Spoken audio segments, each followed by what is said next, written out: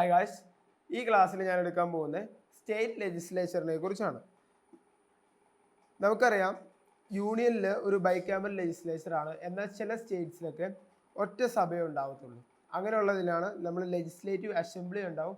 ഇനി ചില സ്ഥലത്ത് രണ്ട് അസംബ്ലി ഉണ്ടാവും, രണ്ട് സഭകളുണ്ടാവും, രണ്ടെണ്ണമായിട്ടുണ്ടാവും. അപ്പോൾ അതിനെ വിളിക്കുന്ന പേരാണ് ലെജിസ്ലേറ്റീവ് കൗൺസിലും ഉണ്ടാവും, അതുപോലെ തന്നെ ലെജിസ്ലേറ്റീവ് അസംബ്ലീസും ഉണ്ടാവും. സ്റ്റേറ്റ് ലെജിസ്ലേച്ചറിലെ ലെജിസ്ലേറ്റീവ് അസംബ്ലിനെ കുറിച്ചാണ് ആദ്യം പറയാൻ പോകുന്നത്. The legislative assembly is the popular elected chamber and is the real centre of power in a state. ഒരു സ്റ്റേറ്റിൻ്റെ ഏറ്റവും, അതായത് സെൻട്രലിലെ ലോക്സഭ പോലെയാണ് സ്റ്റേറ്റിലെ state assembly. Legislative assembly is the popularly elected chamber. Elect ചെയ്യുന്ന, അതായത് ജനങ്ങളാൽ തിരഞ്ഞെടുക്കപ്പെടുന്ന ആൾക്കാർ ഇരിക്കുന്ന സഭയാണ്, ശരിക്കും മെമ്പേഴ്സ് ഇരിക്കുന്ന സഭയാണ് legislative assembly. The maximum strength of a legislative assembly cannot exceed 500 or and the minimum strength shall be 60. അതായത് 60 കുറയാനും പാടില്ല, അതുപോലെ തന്നെ 500 കൂടാനും പാടില്ല. But some of the states have been allowed have to be smaller legislative assemblies. Example, അതായത് സിക്കിം, അരുണാചൽ പ്രദേശ്, ഗോവ ഇങ്ങനെയുള്ള സംസ്ഥാനങ്ങളിൽ ഈ ലെജിസ്ലേറ്റീവ് അസംബ്ലിയുടെ മെമ്പേഴ്സ് വളരെ കുറവാണ്. ഇനി അടുത്താണ് ലെജിസ്ലേറ്റീവ് കൗൺസിൽ. എന്താണെന്ന് പറയാം.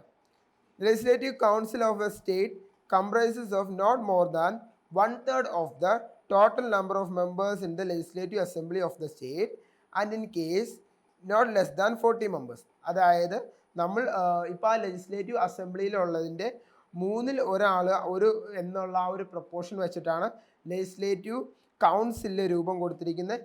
Legislative council of a state comprises of not more than 1/3 of the members of the legislative assembly. 1/3 എന്നുള്ള ആ ഒരു റേഷ്യോയിൽ കൂടാൻ പാടില്ല.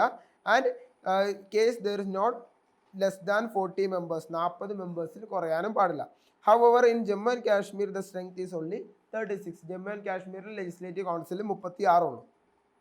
ഓക്കെ, അതാണ് ലെജിസ്ലേറ്റീവ് കൗൺസിൽ. നമുക്ക് ഓർക്കാനുള്ള ഒറ്റ കാര്യമുള്ളൂ, ലെജിസ്ലേറ്റീവ് കൗൺസിലും അതുപോലെ തന്നെ ലെജിസ്ലേറ്റീവ് അസംബ്ലി. ലെജിസ്ലേറ്റീവ് കൗൺസിലാണ് ശരിക്കും പറഞ്ഞു കഴിഞ്ഞാൽ ഒരു രാജ്യസഭ സ്റ്റേറ്റിലെ സെൻട്രലിലെ രാജ്യസഭ പോലെ ആക്ട് ചെയ്യുന്ന ലെജിസ്ലേറ്റീവ് കൗൺസിലാണ് സെൻട്രലിലെ ലോക്സഭ പോലെ ആക്ട് ചെയ്യുന്നതാണ് ലെജിസ്ലേറ്റീവ് അസംബ്ലി, അല്ലെങ്കിൽ ലോ മേക്കിംഗ് ബോഡി ആയിട്ട് വരുന്നതാണ് ലെജിസ്ലേറ്റീവ് അസംബ്ലി.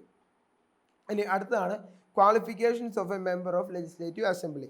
ലെജിസ്ലേറ്റീവ് അസംബ്ലിയിലേക്കുള്ള ഒരു മെമ്പറിൻ്റെ ക്വാളിഫിക്കേഷൻ എന്തൊക്കെയാണ്?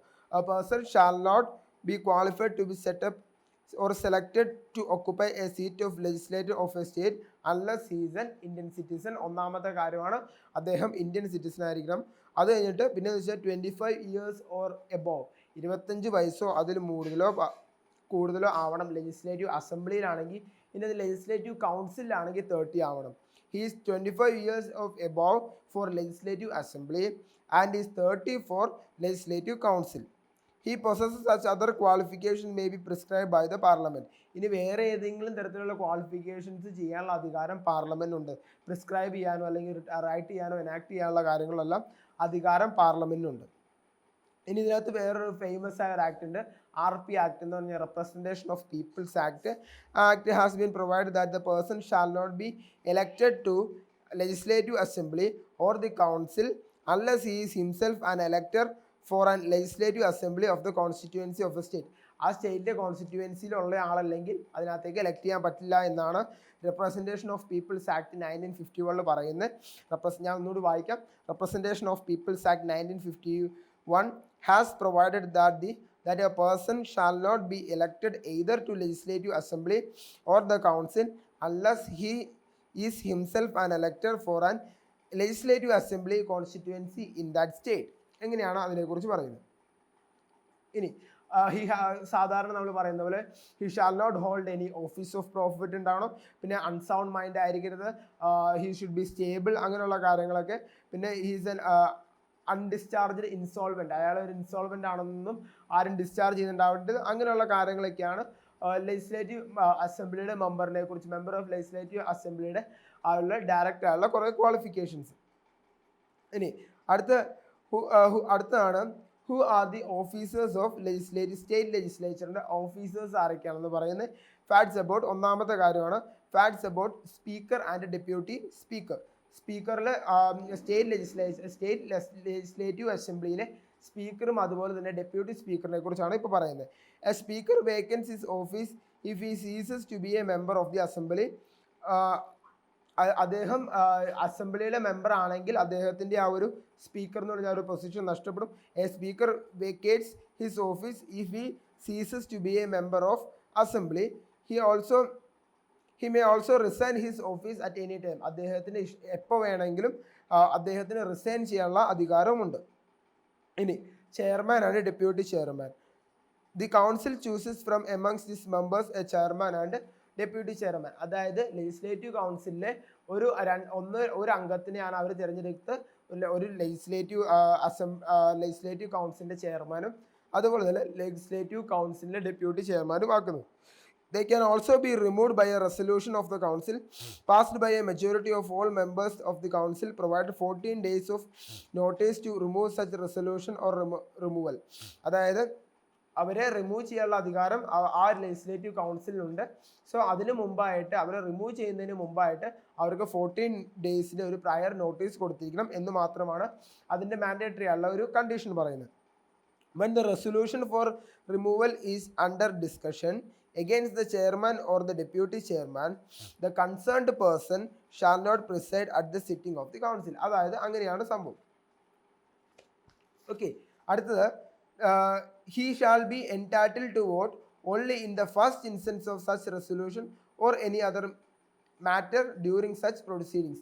ആ പ്രൊസീഡിങ്സിൻ്റെ he shall be entitled to vote only in the first instance of such resolution or any other matter of such proceedings.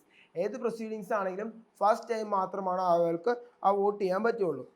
Then, while the office of the chairman is vacant, the duties of his office are performed by the deputy chairman. അതായത് chairman അവിടെ ഇല്ല, ചെയർമാൻ്റെ seat vacant ആണെങ്കിൽ deputy chairman ആയിരിക്കും അദ്ദേഹത്തിൻ്റെ functions discharge ചെയ്യുന്നത്.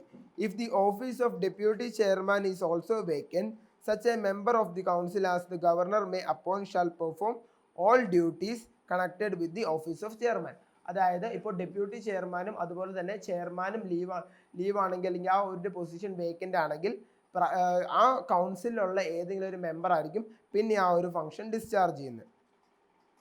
Okay, അടുത്തതാണ് legislative പ്രൊസീജിയറിനെ കുറിച്ച് പറയുകയാണെങ്കിൽ the state legislature must meet at least twice a year between 6 months gap. അതായത് ഒരു 6 മാസത്തിനുള്ളിൽ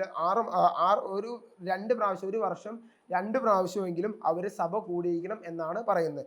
the state legislature must meet at least twice a year in the interval between any 2 sessions should be not more than 6 months. 6 മാസത്തിൽ കൂടാണ്ട് അവർ ഒരു വർഷം 2 പ്രാവശ്യമെങ്കിലും minimum state legislature കൂടിയിരിക്കണം. Any bill may be introduced in either house of the legislature except money bill. അതായത് നമ്മൾ പറഞ്ഞു legislative കൗൺസിലുണ്ട് അതുപോലെ ലെജിസ്ലേറ്റീവ് അസംബ്ലി ഉണ്ടെന്ന് പറഞ്ഞു. പക്ഷേ മണി ബില്ലിൻ്റെ കാര്യത്തിൽ വരുന്ന ഏതെങ്കിലും കാര്യം അവിടെ ലെജിസ്ലേറ്റീവ് കൗൺസിൽ അത് ഇൻട്രൊഡ്യൂസ് ചെയ്യാൻ പറ്റില്ല.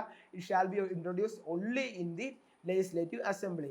എന്നാൽ വേറെ ഏത് ആക്ട് ആണെങ്കിൽ വേറെ ഏത് ബില്ലാണെങ്കിൽ പോലും അത് ഏതെങ്കിലും ഒരു ഹൗസിലാണ്. ഇത് ഇപ്പോൾ നമ്മൾ പറയുകയാണെങ്കിൽ ലെജിസ്ലേറ്റീവ് കൗൺസിലോ അല്ലെങ്കിൽ ലെജിസ്ലേറ്റീവ് അസംബ്ലിയിലോ അത് നമുക്ക് ഇത് ചെയ്യാം. പക്ഷേ മണി ബില്ലിൻ്റെ കാര്യം പറയുകയാണെങ്കിൽ it shall be introduced only in the legislative assembly. Okay, അത്രയാണ് സ്റ്റേറ്റ് ലെജിസ്ലേച്ചറിനെ കുറിച്ച് പറയാനുള്ളത്. Okay, thank you.